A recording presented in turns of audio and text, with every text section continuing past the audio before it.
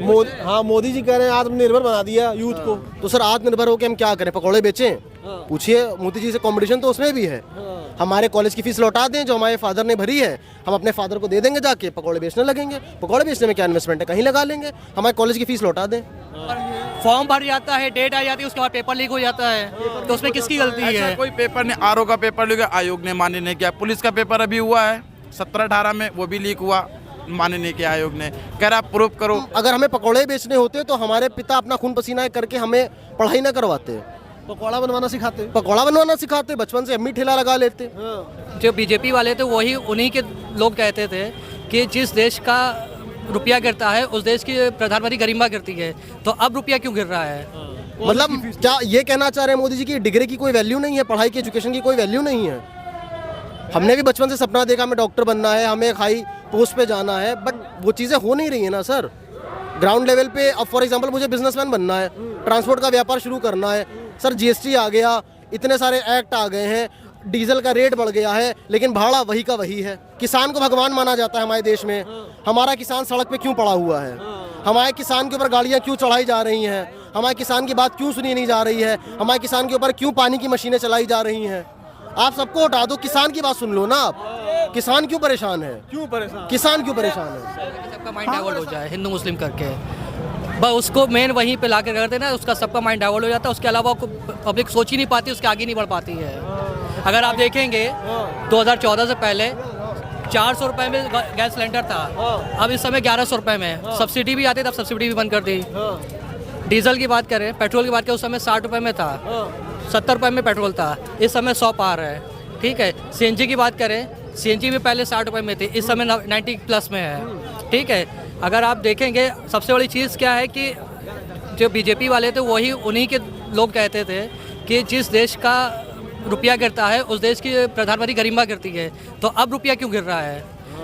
हैं, पहले डॉलर जो है 74 रुपये के मुकाबले था रुपया, इस समय 83 रुपये में है। हैं, तो क्यों है इस समय? क्यों है ना? क्या है स्थिति परिस्थिति? सर मैं तो एक व्यापारी के पर्सपेक्टिव से बोलूँगा। अभी फ़िलहाल हम स्टूडेंट हैं, हम करना चाह रहे हैं व्यापार, बिजनेस स्टार्ट करना है अपना ट्रांसपोर्ट का। अब स्थिति ये है कि जिस सेक्टर में भी हाथ डाल रहे हैं वहाँ आदमी यही बता रहा है कि बर्बादी मची हुई है। आप फॉर एग्जांपल ट्रांसपोर्ट सेक्टर ले लीजिए, पहले का समय, कांग्रेस के समय की बात करें तो आदमी एक गाड़ी निकलवा के ईएमआई पे गाड़ी चला के गाड़ी फ्री कर लेता था और अच्छा मुनाफा भी कमा लेता था। आज की स्थिति ये है कि लखनऊ से मुझे दिल्ली गाड़ी भेजनी है तो मुझे 10 जगह तो टोल देना पड़ेगा। उसके बाद भी सड़कें टूटी हुई हैं, सड़कें टूटी हुई हैं। लेकिन सरकार तो करी गड्ढा मुक्त हो गया। सर हम लोग तो रोड पे चल रहे हैं ना, हम तो मीडिया की बातें नहीं करते हैं, हम तो रोड पे चल रहे हैं, सड़क पे चल रहे हैं। अब मैं उन्नाव का रहने वाला हूँ। उन्नाव में मैं आपको बताऊँ, हमारी जो मेन रोड है उन्नाव कानपुर, लखनऊ कानपुर रोड, उसके अलावा किसी इलाके में आप चली जाएं वहाँ पे कोई सड़क आपको ऐसी नहीं मिलेगी जहाँ आपको धचके ना लगे। ये है स्थिति, ये स्थिति है सर।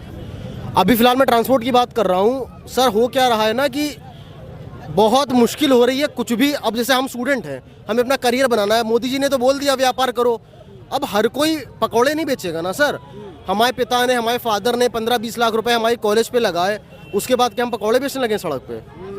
आप बताइए। हम भी चाहते हैं कि सर क्वालिटी ऑफ लाइफ एक चीज़ होती है, इसमें कोई गलत बात नहीं है कि आप शून्य से स्टार्ट करें, लेकिन हर किसी का शून्य अलग होता है। अगर हमें पकौड़े बेचने होते तो हमारे पिता अपना खून पसीना करके हमें पढ़ाई ना करवाते, पकौड़ा बनवाना सिखाते, बचपन से अम्मी ठेला लगा लेते। है कि नहीं सर? हमें क्यों इंग्लिश मीडियम स्कूल में भेजा, क्यों इतना मेहनत करी, खुद अपने कपड़े नहीं लिए, हमारे कॉलेज की स्कूल की फीस भरी। तो कहीं वो ना कह दें बीजेपी वाले कि अंग्रेजी पकौड़ा बनाइए। नहीं सर, टोटल बात यह है सर कि स्थिति बहुत ख़राब है। उम्मीद जी, मैं जो मुद्दा पे बात कर रहा था ईवीएम पे, जी सर, ईवीएम पे भरोसा है कि नहीं? नहीं सर। क्यों नहीं है सर? अभी यूपी में चुनाव हुए थे तो मैं कांग्रेस का सपोर्ट कर रहा था। उसमें कांग्रेस की बात हटा देते हैं, समाजवादी पार्टी की बात लेते हैं। हर तरफ से ये हो रहा था समाजवादी पार्टी जीतेगी, लेकिन फैसला क्या आया भाजपा के उसमें। तो सर कहीं ना कहीं कुछ ना कुछ तो दिक्कत है ही है। दिक्कत है सर। आप खुद सोचिए, लोग बोलते हैं कि भाजपा को हटाना है, चुनाव के टाइम पे भाजपा ही आ जाती है। ईवीएम पे भरोसा है कि नहीं? भरोसा तो ईवीएम पे नहीं है। क्योंकि आपने बहुत सारी न्यूज़ भी देखी होंगी जब वायरल हुई थी कि ईवीएम मशीन में घोटाला हो रहा हो, प्लस में साथ में चोरी भी हो रही थी। कुछ कार्यकर्ता बीजेपी के पकड़े गए थे उस समय ईवीएम मशीन को इधर से उधर करते हुए। तो ईवीएम पे भरोसा बिल्कुल नहीं है, हम नहीं है भरोसा। बिल्कुल भरोसा तुम्हें है कि नहीं? हाँ नहीं है। नहीं है सर हम तो स्टूडेंट हैं, हम तो अपने, हमें उसकी किसी चीज़ की परवाह नहीं है, हमें अपने करियर की परवाह है सर। हम अपना आने वाला 5 साल देख रहे हैं, 10 साल देख रहे हैं कि हम क्या करेंगे। सर आज के टाइम पे आप ये समझ लीजिए जॉब नहीं है, कहीं गवर्नमेंट जॉब के लिए अप्लाई करो तो पेपर नहीं हो रहे हैं, पेपर हो रहे हैं तो कैंसिल हुए जा रहे हैं, तो डेट आ जाती है, फॉर्म भर जाता है, डेट आ जाती है, उसके बाद पेपर लीक हो जाता है, तो उसमें किसकी गलती ऐसा है? कोई पेपर नहीं, आरओ का पेपर लीक आयोग ने मान्य नहीं किया। पुलिस का पेपर अभी हुआ है 17-18 में, वो भी लीक हुआ, मान्य नहीं किया आयोग ने। कह रहा प्रूफ करो, सीधा सीधा टेलीग्राम पे ऊपर दिख रहा है पेपर, लेकिन आयोग मान्य, सबूत करो, इसको दिखाओ कहाँ से क्या। कौन जाएगा वहाँ पे? स्टूडेंट थोड़ी जाएगा कोई आयोग। उसके जाने के लिए पैसे हो ना, अगर उसको जाने के लिए पैसे होते तो नौकरी के पीछे क्यों भागता? सही कह रहे हैं, बिल्कुल सही कह रहे हैं सर। सर बात कुल मिला के बात ये, हमें इससे मतलब नहीं कि सरकार कौन सी है, हमें मतलब ये है कि आप डेवलपमेंट करो। अब आप ऐसे समझो इंडिया में 50% के ऊपर यूथ है, यूथ ही खुश नहीं है। यूथ खुश नहीं है सर क्यों? हम लोग तो यूथ है ना, हम तो आपके सामने खड़े हैं। तो मोदी जी तो कह रहे हैं, सभी यूथ है ना, कोई हाँ मोदी जी कह रहे हैं आत्मनिर्भर बना दिया यूथ को। तो सर आत्मनिर्भर होकर हम क्या करें? पकौड़े बेचें? पूछिए मोदी जी से, कंपटीशन तो उसमें भी है। हमारे कॉलेज की फीस लौटा दें जो हमारे फादर ने भरी है, हम अपने फादर को दे देंगे, जाके पकौड़े बेचने लगेंगे। पकौड़े बेचने में क्या इन्वेस्टमेंट है, कहीं लगा लेंगे, हमारे कॉलेज की फीस लौटा दें।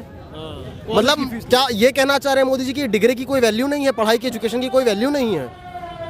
हमने भी बचपन से सपना देखा हमें डॉक्टर बनना है, हमें हाई पोस्ट पे जाना है, बट वो चीज़ें हो नहीं रही है ना सर। ग्राउंड लेवल पे अब फॉर एग्जांपल मुझे बिजनेसमैन बनना है, ट्रांसपोर्ट का व्यापार शुरू करना है, सर जीएसटी आ गया, इतने सारे एक्ट आ गए हैं, डीजल का रेट बढ़ गया है, लेकिन भाड़ा वही का वही है। अगर हम सरकारी उसमें अपनी गाड़ी लगाना चाहें तो भाड़ा आज भी वही 10 साल 15 साल पुराना वाला भाड़ा है, और डीजल के रेट आसमान छू रहे हैं, टोल के रेट आसमान छू रहे हैं। कहाँ पे व्यापारी आदमी, कहाँ तक आदमी सहेगा सर? अच्छा देखो अभी जो है स्थिति परिस्थिति है, आज से 10 साल पहले मोदी जी जब आए थे 2014 में तो कई सारे वादे किए थे। बिल्कुल उन्होंने कहा था कि अच्छे, मैं गिना दे रहा हूँ, 15 लाख रुपए हर आदमी के खाते में आएंगे, बता दिया जुमला है। हाँ ये वादा करा था। उसके बाद वादा करा था सर आपका किसानों के लिए कि किसानों के वो माफ हो जाएंगे, एक भी किसान का माफ नहीं हुआ। आय दुगनी हो जाएगी, आय दुगनी हो जाएगी, नहीं हुई। 2 करोड़ रोजगार देंगे, वो सब जुमले थे, कुछ नहीं हुआ। आप सब हटा दीजिए, हमारी इंडियन जो इकोनॉमी है वो एग्रीकल्चर बेस है, किसान को भगवान माना जाता है हमारे देश में। हमारा किसान सड़क पे क्यों पड़ा हुआ है?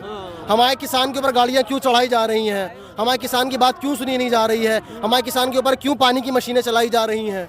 आप सबको हटा दो, किसान की बात सुन लो ना आप। किसान क्यों परेशान है? क्यों परेशान? किसान क्यों परेशान है?